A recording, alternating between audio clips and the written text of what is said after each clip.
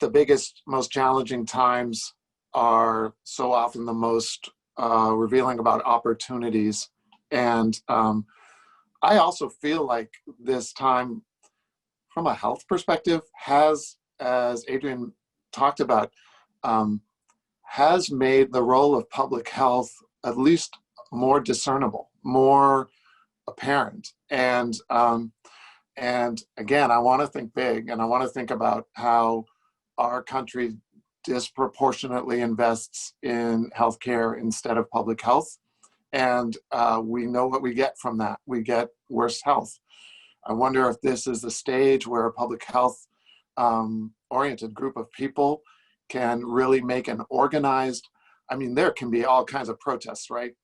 This is maybe the moment of protest, and organize around the idea that this country actually needs to invest rather than what it's been doing, which has been divesting in public health, and understanding how public health is the bridge in so many ways, potentially, from communities to areas of science, from communities to areas of healthcare, from communities to systems, in ways that could actually make a two-way bridge much more apparent and be a major change.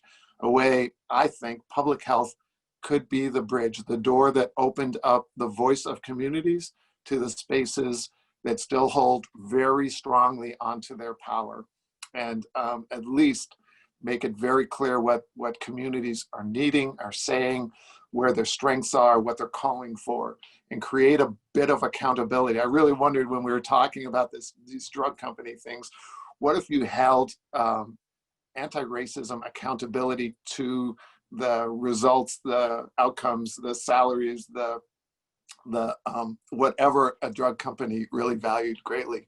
Be interesting to construct a system that really created that kind of feedback mechanism. What if public health were the voice, the process that was transforming systems on the inside by opening up those doors for communities to be more part of it?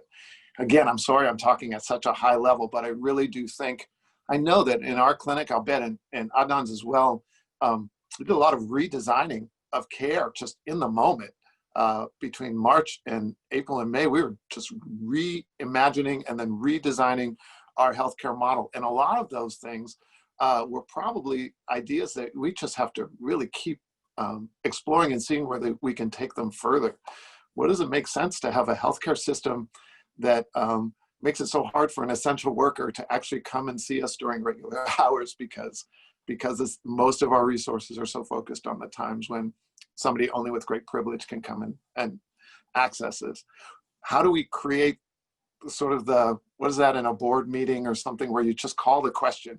We have to call the question on having everyone have free and fair quality access to healthcare in our systems, and what can we do together as allies and colleagues and future colleagues to say enough is enough? It's so obvious. How could we make any other conclusion than healthcare needs to be driven by the communities for which it is most impacting, and it has to be one that everyone has access to and everyone can avail themselves of and everyone has a prospect of benefiting from? How can we not be asking these questions right now?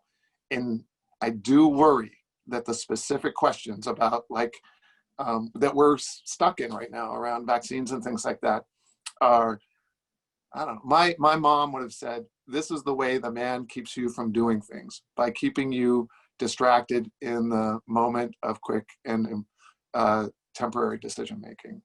So I want to call us all to what's the higher level here? What's the bigger conversation we should have?